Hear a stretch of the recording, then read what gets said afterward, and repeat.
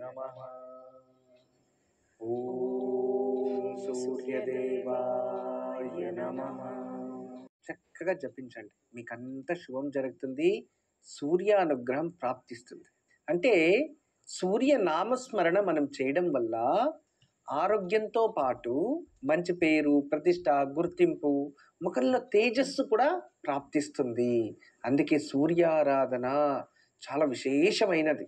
రోజు ఎవరైతే సూర్యారాధన చేస్తారో వాళ్ళు ప్రకృతికి చాలా సనిహంగా జీవిస్తూ ఉంటారంట. దాని అర్థం ఏంటి అంటే వాళ్ళు ఏమని అనుకుంటే అది జరిగిపోతుంది అని. అంటే ప్రకృతి సర్వదా వాళ్ళకి సహకరిస్తూ ఉంటుంది. అంతేకాకుండా ఆరోగ్యంగా చాలా బాగుంటారు అని కూడా తెలియచేస్తుంది సూర్య ఆరాధన చేసేవారు. ఇక ఈరోజు ఎలాగో శుక్రవారం, పైగా త్రయోదశి వేరే ఉంది. అందరూ కూడా లక్ష్మీదేవిని చక్కగా పూజించే ఉంటారు. వాటితో పాటు మహాలక్ష్మి అనుగ్రహంతో పాటు ఆరోగ్య లక్ష్మి కూడా ఉండాలని సూర్య నమస్కారం. ఈరోజు చక్కగా సూర్య ఆరాధన, సూర్య నామ జపాన్ని మంత్రబలంలో ఆచరించండి, శుభం జరుగుతుంది.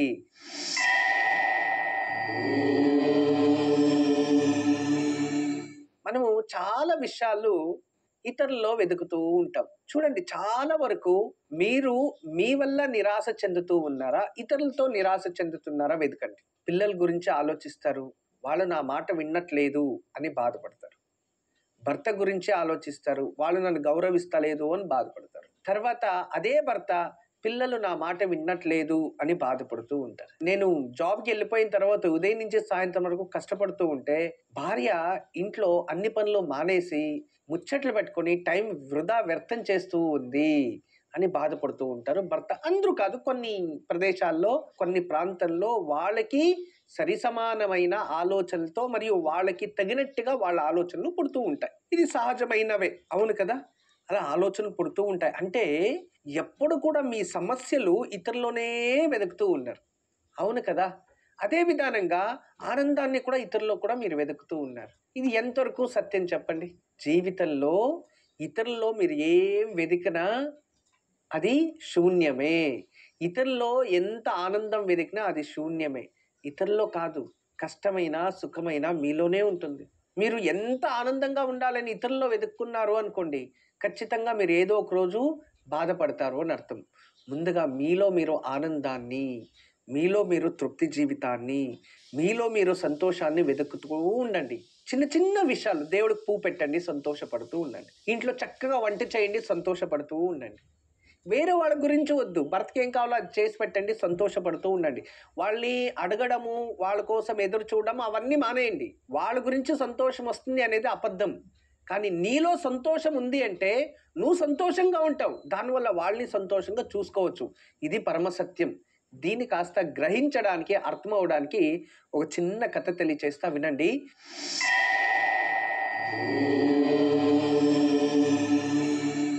పూర్వంలో వృద్ధులు వాళ్ళు ఎక్కడైనా వెళ్ళాలి అంటే యాత్ర వెళ్ళేవారు, అవును కదా?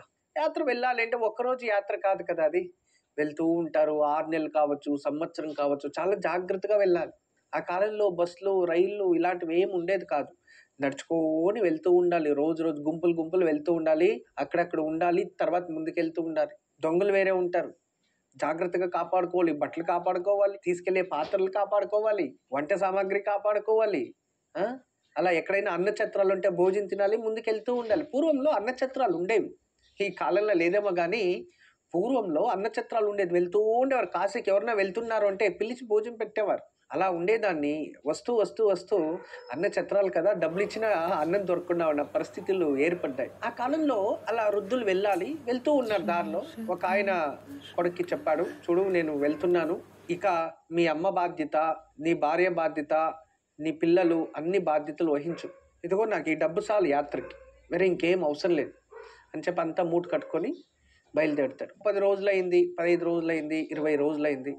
దారిలో వెళ్తే ఆడ ఒక 4-5 ఇంకొక గుంపు దొరికింది, అంటే ఇంకొక బ్యాచ్ దొరికింది. దాంతో కలిసి ముందుకెళ్తూ ఉన్నాడు. పొద్దున్నే లేచి స్నానం చేస్తారు. స్నానం చేసేటప్పుడు కూడా ఆ డబ్బులు ఎవరు ఎత్తుకొని వెళ్ళిపోతారో తెలియదు. పొద్దున్నే లేచి చెక్ చేసుకోవాలి. ఆ కాలంలో షర్ట్ లోపల బనీన్ లాగుండేది, దానికి ఒక ఇది పట్టుకునేవాళ్ళు, దాంట్లో పెట్టుకొని నిద్రించేవారు. అంత జాగ్రత్త, ఎందుకంటే దొంగలు కదా, మనం ఆడ పెట్టి స్నానానికి వస్తే ఇవే ఎత్తుకొని వెళ్ళిపోతారు బట్టలు. అలాంటిది డబ్బులు పోగొట్టుకుంటే మళ్ళీ ఎలా యాత్ర పూర్తి అవుతుంది? అలాంటి టైంలో గంగా స్నానము, దారిలో నది స్నానం చేసుకొని అట్లే ముందరికి వెళ్తూ ఉంటే ముసలి వాళ్ళు పాపం ఆ వృద్ధులందరూ కలిసి అలా వెళ్తూ ఉంటే అక్కడికి ఒక అద్భుతమైన వ్యక్తి, చూడ్డానికి అందంగా ఉంటాడు, చూడ్డానికి శక్తియుతంగా ఉంటాడు. వచ్చి ఈళ్ళ జొతలో చేరుకుంటాడు. చేరుకొని, "తాత మీరు వెళ్తున్నారా? నేను వస్తున్నా" అనేది రోజు వాళ్ళ జొతలో వెళ్ళేది. వాళ్ళు మూటును మూసుకొని వెళ్ళేది. తర్వాత అక్కడ పెట్టేది. తర్వాత వాళ్ళ మూటును తలపైన పెట్టుకోని వెళ్ళేది. ఇలా 10 రోజులయిపోయింది. 10 రోజులయిపోయింది. అతను తట్టుకోవడానికి అవ్వట్లేదు. ఎందుకంటే వాడు దొంగ. వాళ్ళ దగ్గర డబ్బులు తీసుకెళ్ళిపోయడానికి వచ్చిన్నాడు. పొద్దున్నే లేస్తారు. ఈ పాపం వయసైన వారు అందరూ జోబులోంచి డబ్బులు తీస్తారు. ఎంతుంది అని అంతా లెక్క పెడతారు. మళ్ళీ జోబులో పెట్టుకుంటారు.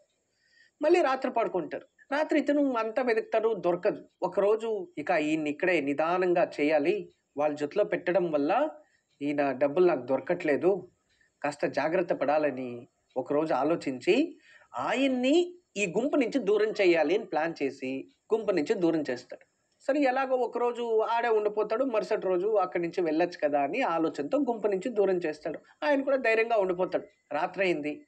ఇంకా అంతా నిద్రపోతూ ఉన్నాడు. ఆయన బ్యాగ్ మొత్తం చెక్ చేశాడు, దొరకలేదు. తర్వాత మరుసటి రోజు పొద్దున్నే లేసి ఇట్లా లెక్కేస్తూ ఉంటాడు డబ్బులు అతుంది. అప్పుడు మళ్ళీ దాన్ని చూసి మళ్ళీ ఆశ్చర్యం, రాత్రి ఎక్కడ పెట్టాడు డబ్బులు ఈయన తాతప్ప అని. మరుసటి రోజు అదే విధానంగా తలపైన మూట పెట్టుకున్నాడు, ముందరికెళ్ళాడు. ఈవినింగ్ అయింది. ఈరోజు ఈయన ఎక్కడ డబ్బులు పెడతాడో చూడాలి అని చెప్పి కాస్త మరుగ్గు నిలుచుకుంటాడు. ఆయనకేం అర్థం అవ్వదు, చీకటి కదా ఆ కాలంలో. సరే వెళ్ళి పడుకుంటాడు. మళ్ళీ మూట వెతుకుతాడు. తర్వాత అతను పిల్లో వెతుకుతాడు. పిల్లో కింద చేయి పెడతాడు. అతను కిందేమన్నా పనుకుంటున్నాడా, డబ్బులు భూమిలో పెట్టేసేని మెత్తగా అలా పొరలేసి అదంతా తవ్వేసి ఎదికిస్తాడు. ఎక్కడ దొరకదు. మళ్ళీ పొద్దున్నే లేస్తారు. పొద్దున్నే లేసి ఏం తెలియనోడు అట్టే ఉంటాడు. స్నానం చేస్తాడు, జొట్లో మూట పెట్టుకొని ముందరికి వెళ్తాడు. ఇక సాయంత్రం టెన్షన్ తట్టుకోవడానికి అవ్వట్లేదు వాడు. ఎందుకంటే వాడు ఉల్టా వెళ్ళిపోవాలి కదా, ఆల్రెడీ ఇంక క్షేత్రానికి వచ్చేసాడు. ఇంక లాస్ట్ అయిపోతుంది రేపు. ఇంకా అతను దొంగతనం చేయడానికి అవ్వదు. ఏం చేయాలని టెన్షన్ తట్టుకోకుండా కాశీ క్షేత్రం చేరుకున్నాడు. చేరుకున్న తర్వాత, తాతయ్య ఈరోజు నేను అడిగేస్తున్నా, రోజు పొద్దున్నే లేసి డబ్బులు లెక్క పెడతావు, రాత్రంతా ఎక్కడ పడతావు చెప్పు డబ్బుల్ని. నేను 15 రోజుల నుంచి నీ దగ్గర ఆ డబ్బులు తీసుకెళ్ళిపోవాలని వెతుకుతూనే ఉన్నా. కానీ నాకు ఆ డబ్బులు వెతుక్కుండా పిచ్చోడిని అయిపోయాను నేను. ఎక్కడ దాస్తావు చెప్పు. అదొకటి తెలుసుకోవాలంటే, ఒరే పిచ్చోడా, నిన్ను చూసినప్పుడే మాకు తెలీదా, మా వయసు ఎంత, 60 సంవత్సరాలు దాటింది, ఎంత అనుభవం మాకి, నేను చూస్తేనే నువ్వు దొంగ అని మాకు అర్థమైపోయినప్పుడు డబ్బులు మా దగ్గర పెట్టుకుంటామా? ఎప్పుడు కూడా దొంగలు ఏం చేస్తారంటే, వేరే వాళ్ళు అన్ని వస్తువుల్లో దొంగలు వెతుకుతూ ఉంటారు. నేనేం చేశాను తెలుసా, నువ్వు పనుకుంటావు కదా దిండో, దాని కింద నీ కింద పెట్టాను అంతే. నీ వస్తువుల్లో డబ్బులు దాచేవాడిని, పొద్దున్నే ఎత్తుకునేవాడిని అంతే. నువ్వు నా వస్తువులు ఎదుగుతావు కానీ నీ వస్తువులు నువ్వు ఎదగవు కదా. అంతే జీవితం, గుర్తుపెట్టుకో. నువ్వు వెతికి వెతికి వెతికి నీకు దొరకలేదు అంతే. కానీ డబ్బులు నీ దగ్గర ఉండే. నాకు తెలీదా నువ్వు దొంగ అని, అర్థం చేసుకో అని చెప్పి నిజాన్ని చెప్పి అక్కడి నుంచి పంపించేస్తాడు. ఒక 100 రూపాయలు ఇచ్చి, ఇన్ని రోజులు నాకు మూటకి సేవ చేసిన దానికి ఇంకా తీసుకొని పంపించేస్తాడు. అంటే ఈ కథలో ఉన్న అర్థం చాలా గంభీరంగా మీరు తీసుకోవాలి. ఎప్పుడు కూడా అందరూ కష్టం కావచ్చు, సుఖం కావచ్చు, ప్రశాంతత కావచ్చు, ఏదైనా ఇతరుల్లో వెతుకుతూ ఉంటారు అంతే. ఇతరుల్లో వెతికితే దొరకదు. మనలో మనం వెతుక్కోవాలి. మనలో మనం వెతుక్కుంటే ఆనందమైన, సుఖమైన అన్నీ లభిస్తాయి అనే దానికి ఈ మంచి మాటకి ఈ అనుసంధానమైన కథ తెలియచేశారు. మనకి స్త్రీలకు విశేషంగా ప్రత్యేకంగా వెంట్రుకలు ఏవైతే ఉంటాయో అవి అధికంగా, అంటే అధికంగా ఎక్కువ పొడవుగా ఉన్నవారికి నడుము భాగాన కన్నా కింద ఉంటే వాళ్ళకి ఆరోగ్యంతో పాటు జీవితంలో ఎన్నో సమస్యల్ని ఎదిరిస్తారు అనే దానికి సాక్ష్యాధారాలు ఎన్నో గ్రంథాల్లో, ఎన్నో పురాణాల్లో, ఎన్నో పుస్తకాల్లో మనకి ఇతిహాసంలో లభిస్తుంది. సాక్షాత్ సీతామాత. ఆ సీతామాతకి రాముల వారికి వెంట్రుకలు అంటే చాలా ఇష్టమని ఆవిడ నడుం కన్నా కిందగా పెంచిన వెంటనే వనవాసం ప్రారంభమైందంట. ఇలాంటి సాక్ష్యాధారాలు మనకి ఎన్నో పురాణాల్లో కూడా లభిస్తాయి. ఎంతోమంది, ద్రౌపది, ఇంతే కాకుండా చాలా వరకు కథల్లో కూడా ఉన్నాయి. ఇది నిజమైన మాట. మళ్ళీ దీన్ని అబద్ధము, అవన్నీ మూఢనమ్మకాలు. జీవితంలో ఏ స్త్రీయకైనా కూడా నడుము భాగాన కన్నా కింద వరకు వెంట్రుకలు పెంచుకున్న వారికి వాళ్ళ భవిష్యత్తులో ఆరోగ్యమే కాకుండా జీవితాంతం క్షోభ అనుభవించే విషయాలు జరుగుతాయి అనేది సత్యం. కూర్చున్న ఆ వెంట్రుకలు నేలని తాకకూడదంట. నేలని తాకితే అప్పుడు జ్యేష్ఠాదేవి ఆవాహన అవుతుంది. జ్యేష్ఠాదేవి లక్ష్మీదేవి, గుర్తుపెట్టుకోండి. నడుము కన్నా పైభాగం వెంట్రుకలుంటే లక్ష్మీదేవి వాళ్ళలో స్థిరంగా ఉంటుంది అని అర్థం. ఆరోగ్య భాగ్య ఐశ్వర్యాలు ప్రాప్తిస్తాయి. నడుము కన్నా ఎక్కువ భాగానికి ఎంత వెంట్రుకలు పెంచుతారో అంత జ్యేష్ఠాదేవి వాళ్ళ స్థానంలో అలంకరిస్తుంది.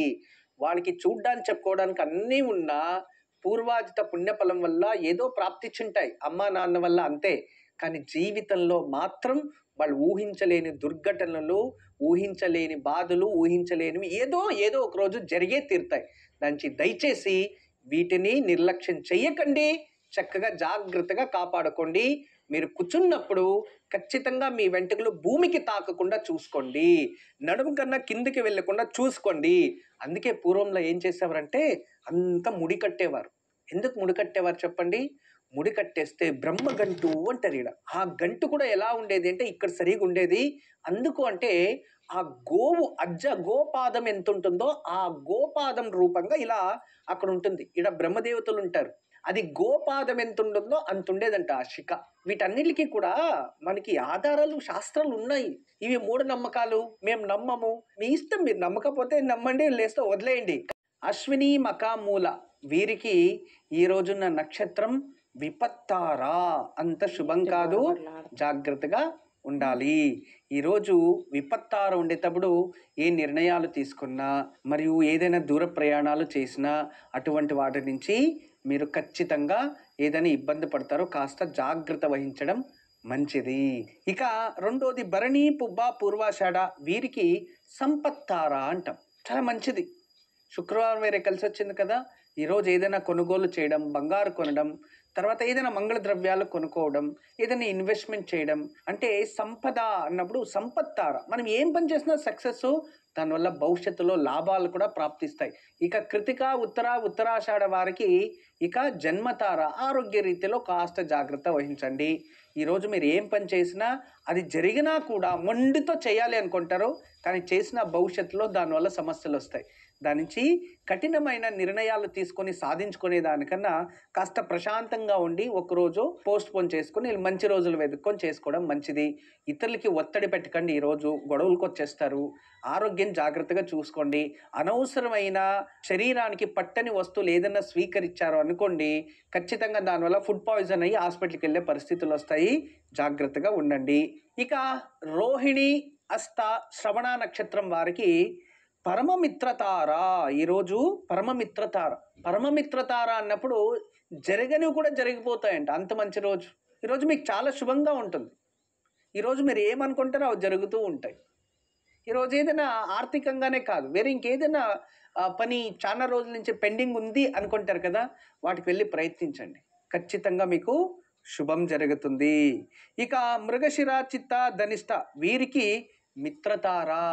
ఈరోజు కోర్టులో జయం ప్రాప్తిస్తుంది, పోటాపోటీలో జయం ప్రాప్తిస్తుంది, స్కూల్స్లో జయం ప్రాప్తిస్తుంది, స్పోర్ట్స్లో ఉన్న వారికి జయం ప్రాప్తిస్తుంది. అన్నీ మీ ఫేవర్గా ఉంటాయి. ఈ రోజంతా కూడా మీకు శుభమే. ఇక ఆరిద్ర స్వాతి శతభిష వీరికి నైదవతార. వదతార నైదవతార ఇది అంత శుభం కాదు. దీనివల్ల నష్టాలు అనుభవిస్తాము. దీనివల్ల మనము పాపకృత్యాల్ని చేయడానికి ఆలోచనలు పుడతాయి. ఈరోజు మన వల్ల ఇతరులను బాధ పెట్టే పనులు చేస్తాము. అంతేకాకుండా ఈరోజు తీసుకునే నిర్ణయాల వల్ల భవిష్యత్తులో మనము చాలా బాధపడే పరిస్థితులు వస్తాయి. దాని నుంచి ఈరోజు మీరు ఏ నిర్ణయాలు తీసుకోవాలన్నా కాస్త ఆలోచించి జాగ్రత్త పడి నిర్ణయాలు తీసుకుంటూ ఉండండి. ఇక పునర్వసు విశాఖ పూర్వ భాద్రపద వీరికి సాధక తార. సాధక తారలో మనం ఏ పని చేసినా అది చాలా చక్కగా జరుగుతూ ఉంటుంది. కాస్త లేటుగా అయినా జీవితాంతం సంతోషంగా ఉండే పరిస్థితులు ఏర్పడతాయి. చాలా శుభ ప్రతిఫలాలు అనుభవించగలము. ఈరోజు చిన్నపిల్లలకి మంచిదే, పెద్దవారికి మంచిదే, వృద్ధులకి మంచిదే. ఈరోజు అన్ని విధాలుగా శుభ ప్రతిఫలాలే ఉంటాయి. అలా మంచిగానే ఉంది అని వేరే వాళ్ళకి చెడు మాత్రం చేయకండి. మంచి రోజుల్లో భగవంతునికి పూజించడం, 4 మంచి మాటలు మాట్లాడుకోవడం, నలుగురికి మంచిది చేయడం, ఇటువంటివి ఆచరిస్తే మనకి శుభం జరుగుతుంది. ఇక పుష్య అనురాధ ఉత్తర భాద్రపద వీరికి ప్రత్యక్తారా. ఇది అంత మంచిది కాదు. ఈ ప్రత్యక్తారలో ఏమవుతుంది అంటే అన్నీ అయినట్టే ఉంటాయి, కానీ ఏమీ జరగదు. తర్వాత ఈరోజు ఎవరో ప్రెజర్ వల్ల ఏదైనా మంచి కొనుగోలు లేదా ఏదైనా మంచివో తెలుసుకోవాలని ఇంకోటి ఏదో ఒకటి చేస్తామనుకోండి, దానివల్ల మళ్ళీ నష్టాలు ఆపదలు వస్తాయి. బహుశా జ్యేష్ఠ రేవతి వీరికి క్షేమతార. చూడండి, క్షేమతార గొప్ప అనుభూతిని ఇస్తుంది. ఈరోజు చూడండి, వీళ్ళు ఉదయం నుంచే చాలా యాక్టివ్గా ఉంటారు. ఉదయం త్వరగా లేస్తారు, ఆన్ టైంకి స్నానం చేసుకోవాలి అనుకుంటారు, ప్లాన్ చేస్తారు ఈ రోజుకి. దాని ప్రకారంగా వాళ్ళు వెళ్తూ ఉంటే ఈ రోజంతా వాళ్ళకి సక్సెస్ వస్తాయి. మార్గశిర మాస శనివారం రేపు ఉదయాన్నే ఒక చెంబు నీళ్లు తీసుకొని దగ్గరలో రావి చెట్టు ఎక్కడైతే ఉంటుందో ఆ రావి చెట్టు దగ్గరికి వెళ్ళి ఆ రావి చెట్టు వేప చెట్టుని రెంటిని కలిపి 9 ప్రదక్షిణలు వేసి నీరు పోసి నమస్కారం చేసుకొని వస్తే శని దోషం పోతుంది. లేదా రేపు నువ్వుల నూనె కాస్త తీసుకెళ్ళి శనికి అభిషేకం చేసి నువ్వుల ఒత్తులతో దీపం వెలిగించి వచ్చిన శని దోషం పోతుంది. లేదా రేపు ఉదయాన్నే లేసి ఆంజనేయ స్వామి గుళ్ళో నువ్వుల ఒత్తులతో దీపాలు వెలిగించరండి. ఇది మార్గశిర మాసం, శని దోషం నివృత్తి చేసుకోవచ్చు. చాలా విశేషమైన రోజు. దానివలన రేపు ఇవన్నీ మీరు ఆచరించవచ్చు. అయితే ఇంట్లోనే ఆచరిస్తాము అనుకునేవారు రేపు ఉదయాన్నే లేచి చక్కగా స్నానం చేసి దేవుడి గదిలో దీపం వెలిగించి ఆంజనేయ స్వామికి సింధూరార్చన లేదా హనుమాన్ చాలీసా చదువుకొని ఆంజనేయ స్వామిని మనస్ఫూర్తిగా కోరుకోండి. బజరంగ బలి స్తోత్రాన్ని కానీ లేదా హనుమాన్ చాలీసా కానీ, హనుమాన్ దండకము అని ఒకటి ఉంది, అదైనా సరే, హనుమాన్ అష్టకము అని కూడా ఉంది. ఇటువంటివి ఏదైనా ఆంజనేయ స్వామి మంత్రాన్ని, శ్లోకాన్ని లేదా పవమాన సూక్తాన్ని రేపు పారాయణం చేసుకుంటే మీకు సమస్త విధమైన శని కష్టాల నుంచి విముక్తి చెంది ఖచ్చితంగా మీరు ఆనందాన్ని అనుభవిస్తారు. దివ్యమైన యోగక్షేమం.